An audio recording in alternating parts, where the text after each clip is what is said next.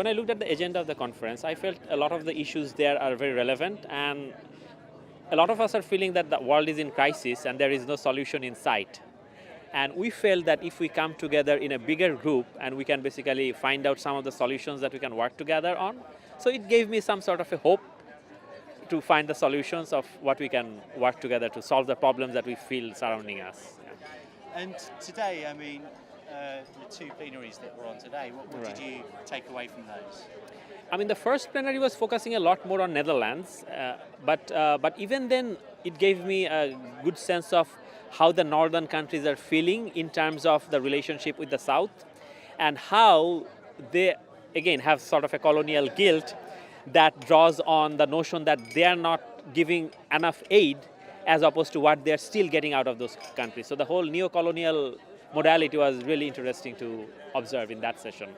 And and in the second session, which was focusing a lot more on the global scenario, well, I felt that it was a bit more of doom and gloom version than I would have liked. As I said, I was hoping for more of a solution-oriented approach, but it's also good to have a sense of the extent of the challenge that we have in terms of the trade, finance, and development. So I'm quite happy that in the next 2 days, we will have some strategic discussions on how to solve those problems.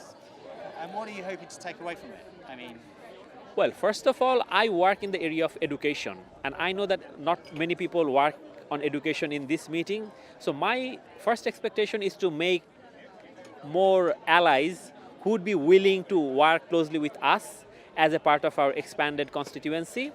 And second of all, to have a sense of strategy and see our place within the broader framework of alliance, how we can play a meaningful role.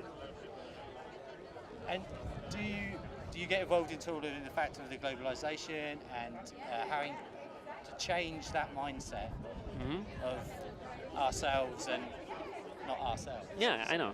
Yeah, I mean, that's a really important question, because in many cases, it can be like all these people are talking amongst themselves, preaching to the converted.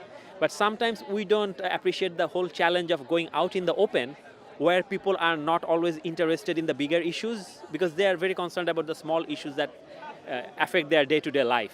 So I think it's important to take back this bigger picture and sort of have a policy literacy, as we call it, on how it actually affects them, and things happening in Netherlands might have direct implications for them, to make them aware of it and make sure that they become a part of the bigger solidarity movement.